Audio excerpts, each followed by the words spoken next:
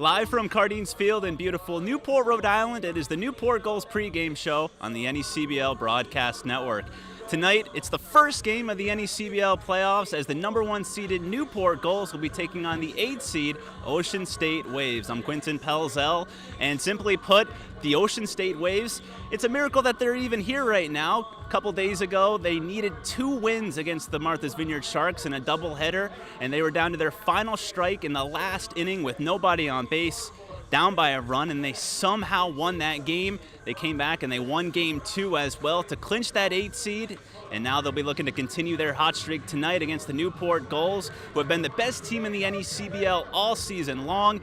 They're first in the league in ERA, first in the league in hits offensively, and then of course defensively, they're among the league's best as well. Tonight, they'll be looking to start their journey for their first championship since 2014. We've got interviews with players and coaches. Don't go anywhere.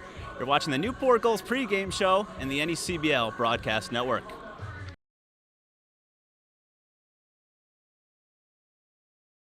The new pitcher right now is the right-hander from Pitt. It is Ryan Andrade.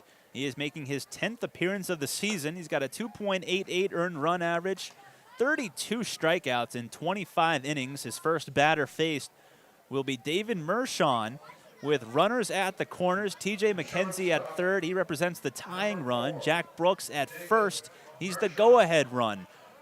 And we'll see how the Gulls want to play this. And I'm sure Frank Holbrook told the infield what to do in the event that Brooks does take off for second. We were in a similar situation like this, and the Waves scored a run. That was back in the 5th inning. First pitch is a swing and a miss, strike 1. And then you also had that situation where Waves had runners in the corners, and Ramirez grounded into that really good double play for the Gulls. So they've been on the wrong and right ends of situations like these throughout the night, and now Andrade has quite the task here in the top of the ninth. It is just Slade Alford in on the grass at third.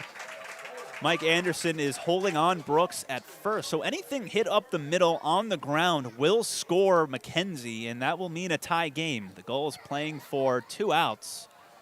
And it's going to be tough to double off David Mershon, who, pound for pound, probably the fastest base runner on the team. Quickly 2 strikes on Mershon. Chokes up on the bat. Andrade's pitch. 0-2 is chopped. Andrade off the mound. He flips it home, and he is safe. McKenzie dives under the tag. What an athletic play from Andrade, but McKenzie just too fast, and we are tied here at Cardines. Unbelievable. For the 2nd straight game, the Waves have been down a run. They come back to tie it all square, but what an athletic play from TJ McKenzie. That's where putting the pinch runner in matters, Quintin. You get a little bit of extra speed around the base paths, and it paid off there even a second later, and he is caught out there, but instead the Waves score the tying run. Yeah, so much I know. I definitely wouldn't have pinch run for Barnum. I mean, Barnum was motoring around the base paths. He's got a lot of speed, but McKenzie has blazing speed, and you said it, Nathan, every second matters, and McKenzie just barely dove under the tag. That would have been just an electric play from Ryan Andrade, who was just a split second late. Still waiting for the official ruling on that. I think they call that a fielder's choice and an RBI for David Mershon. But the batter now is Ramirez, and he swings and misses 1-1.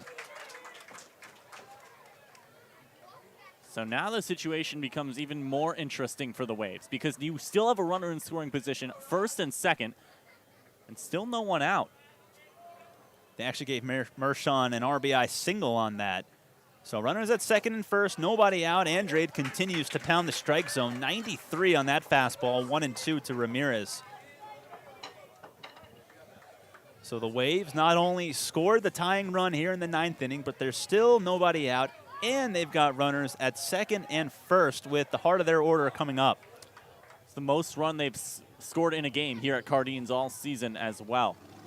So they're in uncharted territory here deep into the 9th inning. Choking up on the bat. The 1-2 is a fastball in there. Strike 3 called, 1 down. Huge strikeout for Andrade.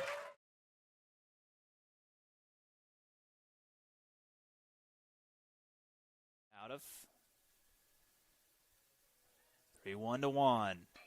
Lined, that's going to be a base hit into left field. Rounding third, heading for home is Ducey. The throw comes in, it's cut off. And on at first with an RBI single is Trevor Wan. And the Wildcats have cut the Golden Bears lead in half. It's now 6-3. Runners go. The pitch reached for, hit to the left side. That's going to be through for a base hit. Throw from Loftus will be cut off. And scoring on the play is St. Jean. It's an RBI single for Ryan Ducey. And the Wildcats have pulled within one. It's now 6-5. Came off the bench yesterday, ripped a single, and this is what she does here. Rips it into right field. The Wildcats will be on the board first. It's an RBI double for Macy Pagano, the sophomore. Gives the Wildcats a 1-0 lead here in the first. Pulled fair down the third base line, past Fornero. Antonowitz will score, and it's an RBI single for Alyssa Roberts. We are tied at 1 here in the first. Junior outfielder. 1 home run on the season. Lifts one out to deep right field. Klee going back, looks up, and that's going to go over the fence. A home run. Just talked about it for Ibrahim. 1 home run on the season, make it 2. And this game is tied at 2 here in the second. 0-2. Towards the hole, a base hit. Klee will score, and it's 5-2 on the RBI single from Caroline Amarelli. Boswell is the running back, and Hobart will pass it. He steps up in the pocket. Cruson, end zone, and it's going to be a touchdown. Boswell comes down with it. Nice throw and catch from Cruson to Boswell, 11-yard throw and catch, and Hobart now down by 1. Boswell, the running back now. He switches from the right to the left of Cruson. Shotgun formation. They'll give it to Boswell. Rushes to the outside, now cups upfield to the 40, and he has plenty of room. No one in front of him. It's a foot race to the end zone. 15, 10, 5, and into the end zone. Rushing touchdown for Hobart. That is Rayshawn Boswell. There'll be a handoff to Hines, going towards the end zone, dives across the goal line for a touchdown. Jalen Hines gets the carry. 4th touchdown of the season for him, and the Bombers now down by 1. A back-and-forth game here in the third. Came off the bench yesterday, ripped a single, and this is what she does here. Rips it into right field. The Wildcats will be on the board first. It's an RBI double for Macy Pagano, the sophomore. Gives the Wildcats a 1-0 lead here in the first. Trying to give the Wildcats some much-needed insurance. She hits one deep to right center field, and she does just that. A monstrous home run for Maddie Lyons, her 13th of the season, and the Wildcats have a 5-0 lead here in the bottom of the 5th. Wow, what a shot.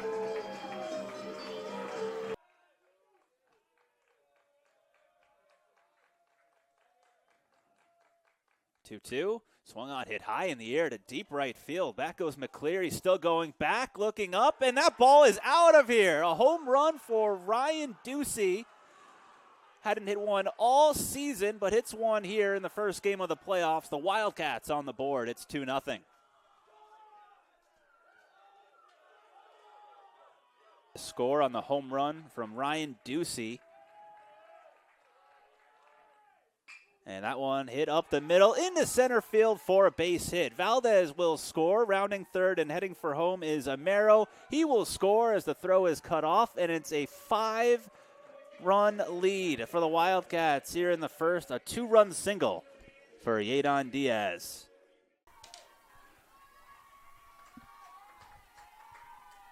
Here's the pitch. Hit to right. Mason dives, makes the catch. And the Wildcats win. And the Wildcats have won the GNAC championship for the first time since 2022. And now here with an opportunity to give the Seahawks the lead, and she can't do it. Taconi quickly back into the box, though. Here's the kick, and it's over the jumping Stamilio. Right over her right hand and in the back of the net. 1-0 Seahawks. That was a beautiful ball.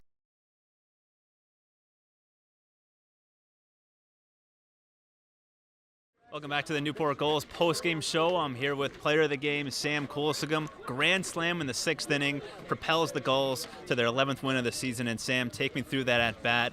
What went through your mind? What were you looking for? And talk to me about that swing. Yeah, honestly, that arm for them had been good all day. He really shut us down, and just went up there looking for a fastball. And before the at-bat, I got to shout out Matt Shark. He gave me a fins up, which made me laugh and kept me loose. I think that definitely helped. And you've had a terrific start to the season, second on the team in batting average. I think it's up near 400. What's been the key to your success so far this year in the NECBL? I think just staying loose and trying to have fun with the boys. It's fun when I get to hit with guys like Anthony D'Onofrio, Luke Beckstein, Trent Farquhar, Dakota Jordan. Those guys, all those guys make it fun to hit behind them. So we got guys up and down the lineup who can swing it. So.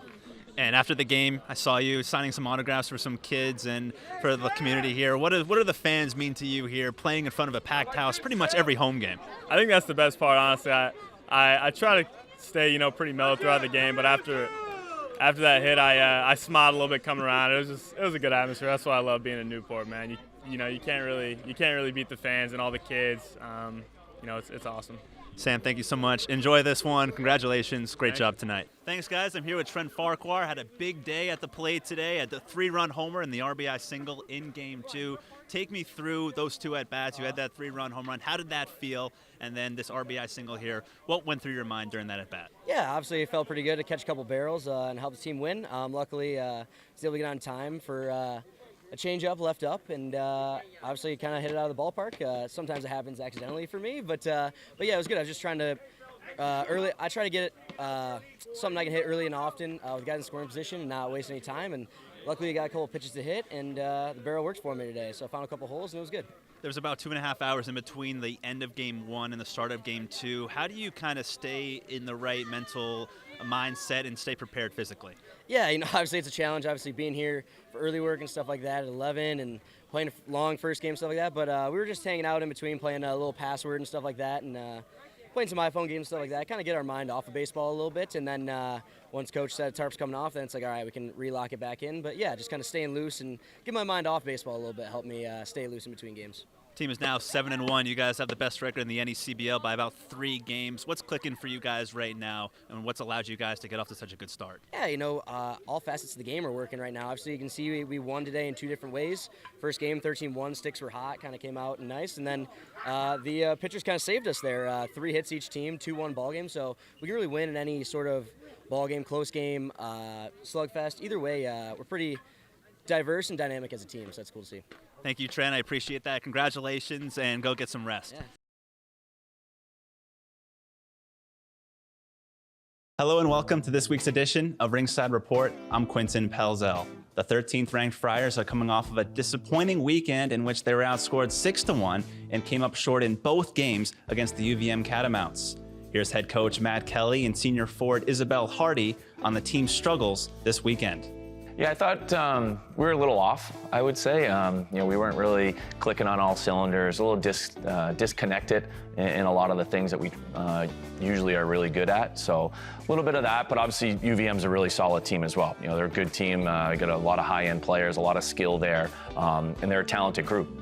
I think we were maybe a little rusty because we just got back and they were a fast team.